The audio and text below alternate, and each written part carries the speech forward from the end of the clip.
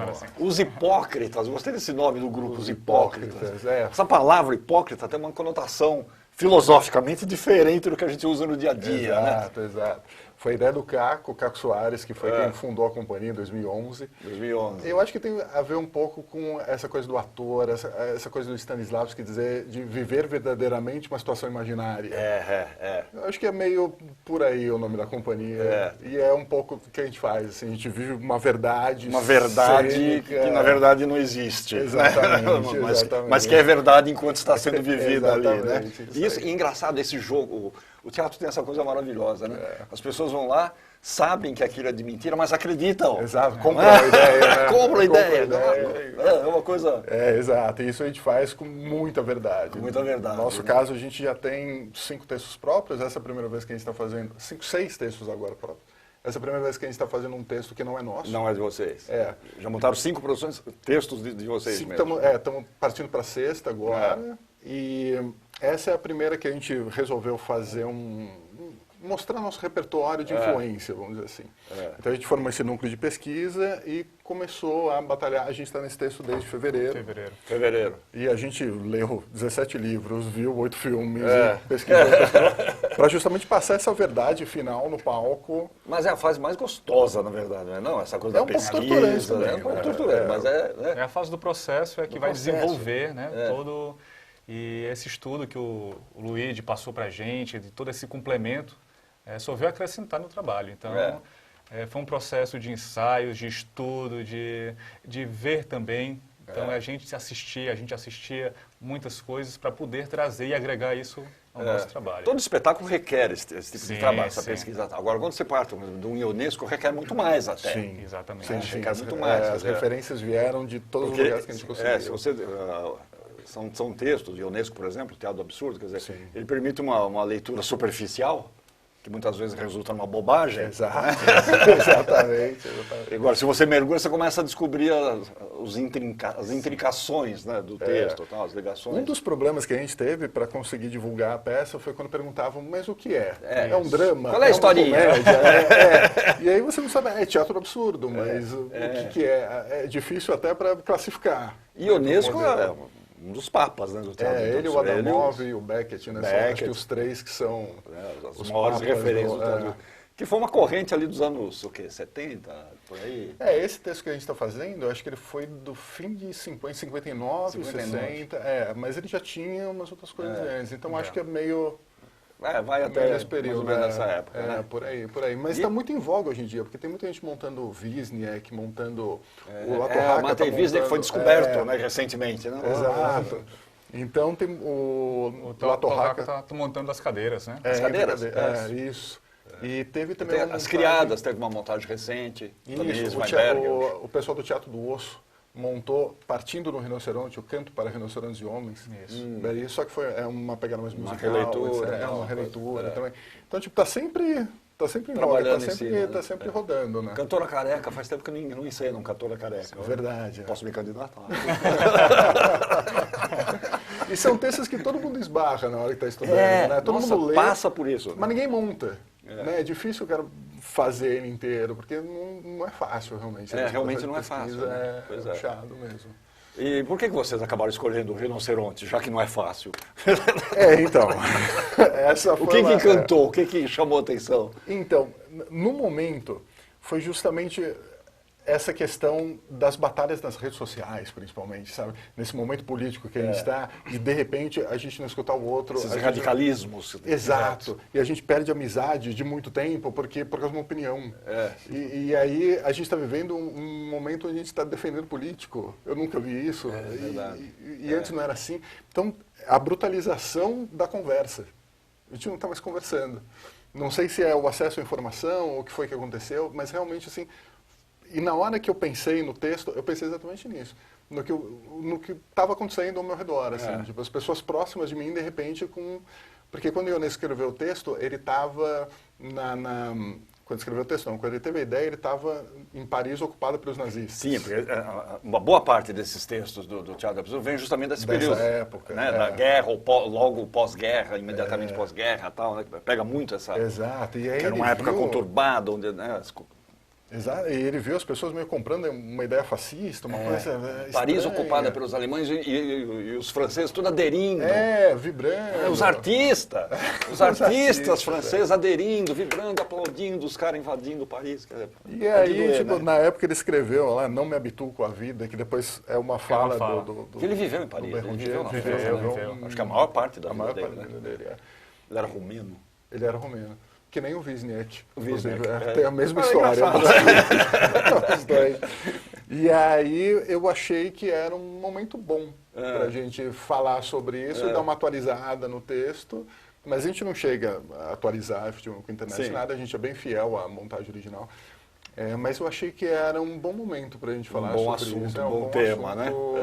Em voga. Assim. Porque se a gente for contar a história daquilo que você falou, do que trata a peça? Uma manada de rinocerontes que invade a cidade. Eu não gostei desse troço.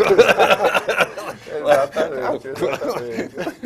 Não, e voltando um pouquinho, esse lado aqui que o Luiz estava falando sobre, hoje em dia as pessoas nas redes sociais defendem muito e brigam por uma coisa que às vezes nem sabem ao certo o que estão defendendo. Exato. Né?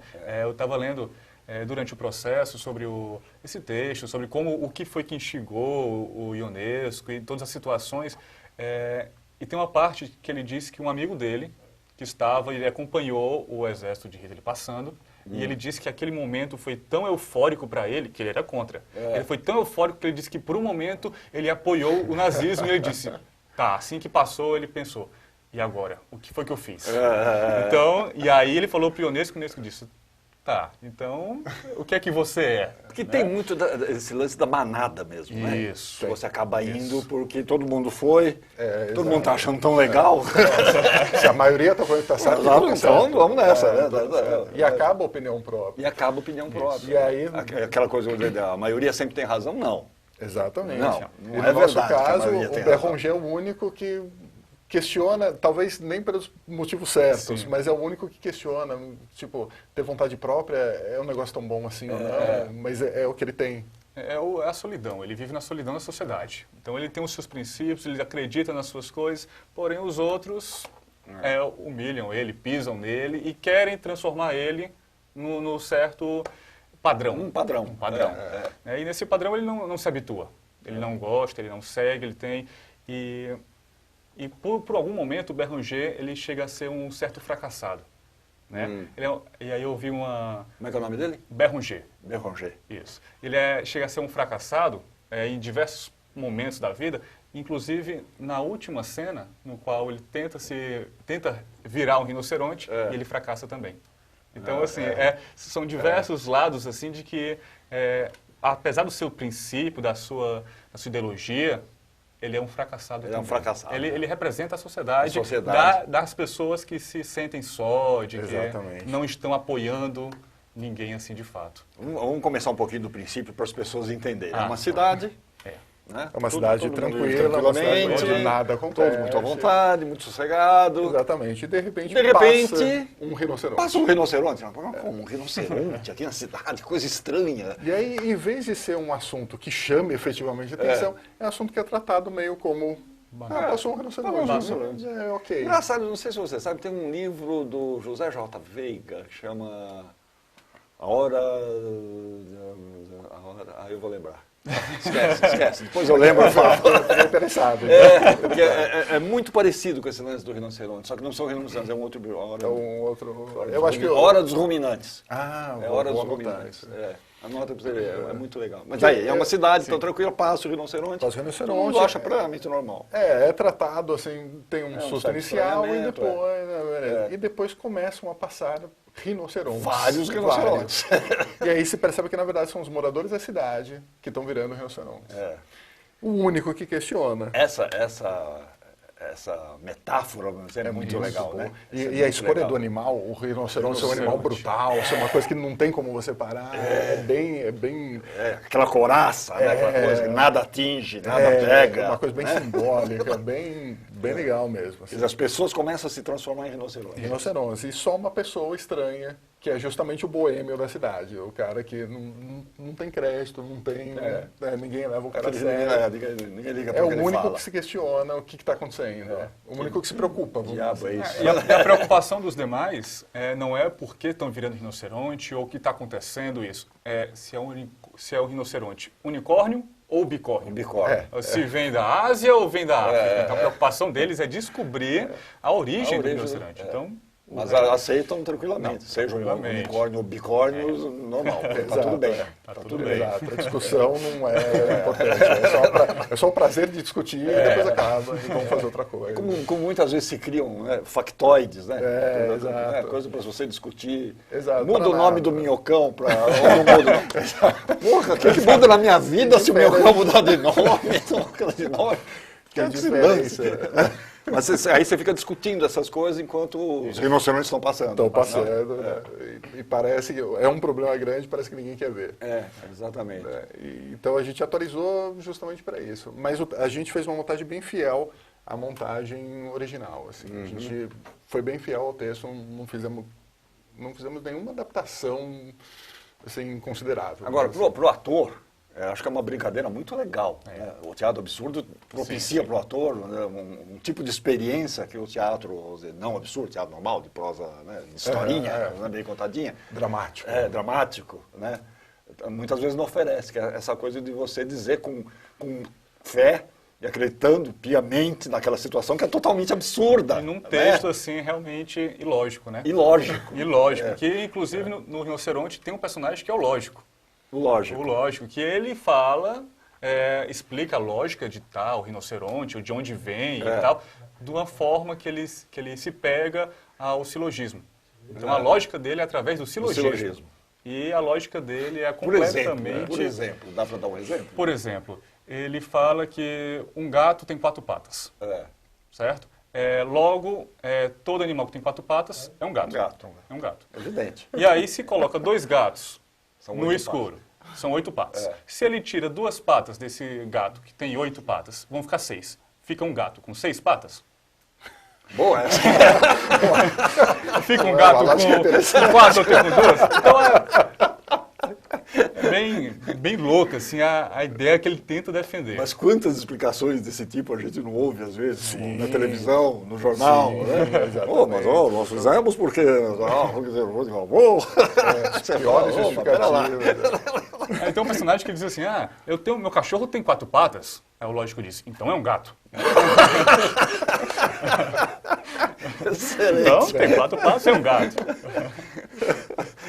A gente tem algumas fotos, aí pedi para ela colocar, nós estamos falando dos rinoceronte. O rinoceronte, que está em cartaz do Teatro do Ator. Que dia que vocês fazem? Às sextas-feiras. Sextas-feiras, 9 da noite. 9 da noite. O Teatro do Ator fica ali na Praça Roosevelt, no meio da ferveção. Isso, 172. 172.